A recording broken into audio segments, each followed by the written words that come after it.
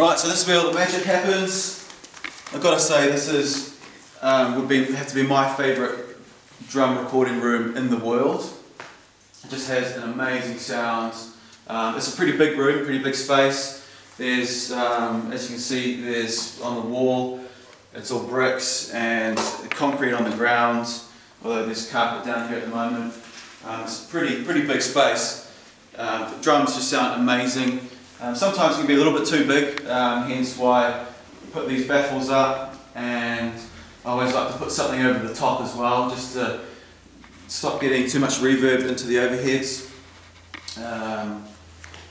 because otherwise these overhead mics just end up being room mics. So yeah, if we can kind of close everything down and keep everything that's sort of spotted on the drums nice and tight and solid.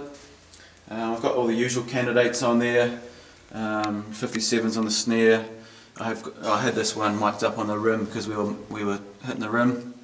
Yeah, Sennheisers on the toms, and on the kick I've got a D112 inside and a FET 47 on the outside. Sometimes I use the NS10 speaker, which is over there. But actually starting to go off that a little bit. But yeah, I'm sure you've all seen that before, just the NS10 speaker mic'd up in front of a kick. And actually this is a new mic I've been using. It's also one of Hook's, the head engineers. What is that, an R80? 84. 84? Yeah, ribbon mic, AEA, beautiful actually. I really like mono ribbons on drums, and as you can see it's kind of quite close on the drum kit. I like it to still be quite direct, but with a bit of compression you can really squash it up and make it all sound pretty cool. So other room mics, I've got my classic floor technique, which you've probably seen a number of times before. Two 414s on cardioid, facing the floor, compress the shit out of it, and this room sounds amazing. This room sounds amazing with the floor technique. It's kind of where it all started for me, in this room, that floor technique. And then I've got a couple of U87s on Omni, just as sort of far AB style, just for that, pick up that sweet York Street sound.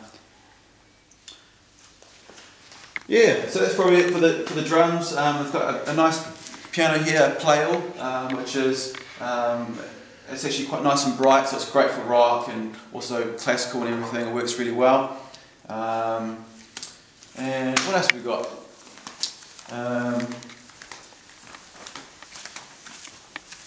So this is the larger of the small isobooths.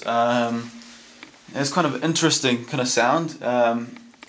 It's a little bit bathroomy, but can be quite cool sometimes.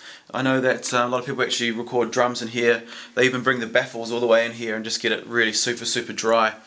So you've got that combination of if you want the big room or if you want something really super tight. As you can see, there's a whole lot of amps in here set up at the moment. We're just tracking for the early birds, so they've got a Vox and a Fender set up.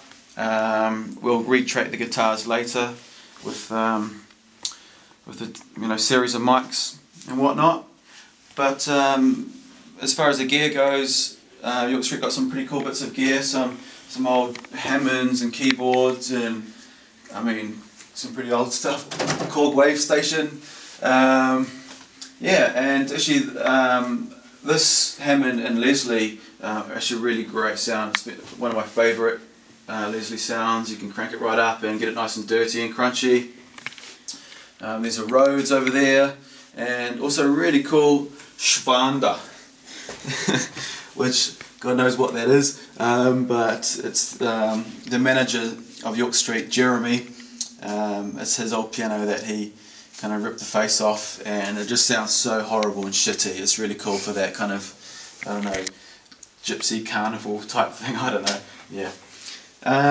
And otherwise, yeah, there's a smaller booth in there, which is where we record vocals most of the time. Here comes Jeremy right now. Hey. Hey. Mr. Murphy, your coffee's ready. Check this one out. That's a 9.5 out of 10. Look at that. York Street's known famous indeed for its coffee. Exactly. It's another great reason to come to York Street is because the coffee is fair trade organic beans. Delicious, delicious. Actually, I think New Zealand in general, I've got to say, if you ever get a barista from New Zealand to make you a coffee, it's the best. Better than Italy. Jeremy's half Italian, and it's New Zealand coffee's better. Don't tell my uncle.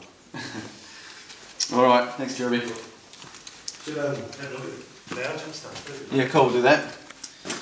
Yeah, so yeah, vocal booth in there, nice and dry and dead. Usually record the vocals in there most of the time. Got a 67 set up there.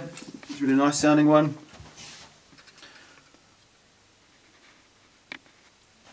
Cool. Alright, so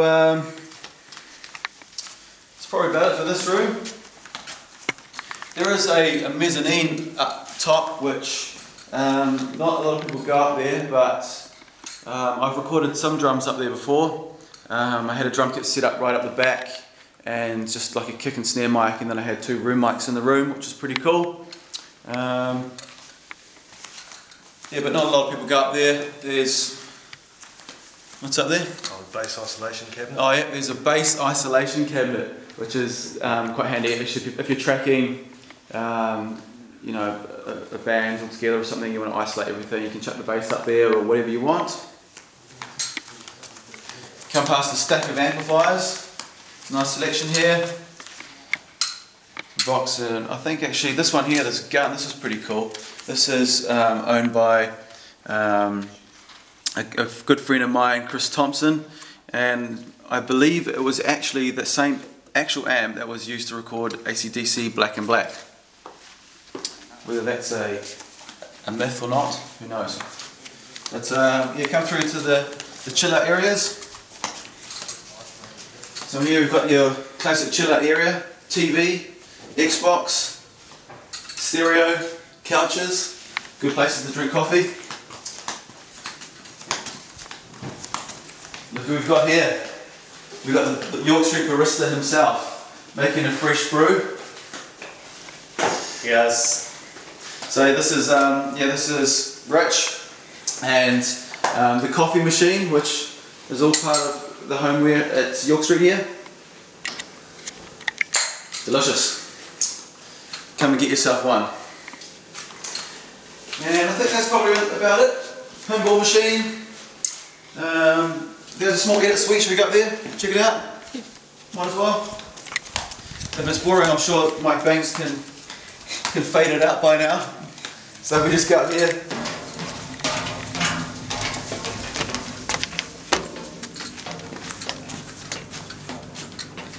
Don't know if it's too dark in here, but yeah, just got a small computer set up here with some speakers, and it's just a second Pro Tools rig, and there's Logic on there as well. It's always really handy to have something like that at a studio, so if you're running behind, you can, you know, give the assistant some drums to edit or do some samples or whatever it may be. So yeah, no.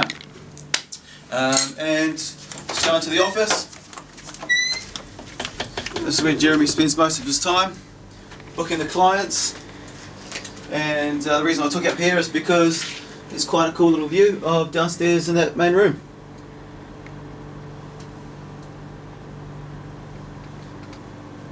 Yeah, so I think that's pretty much it. I hope the tour's been okay, not too guerrilla, but we'll see you again sometime soon. Cheers.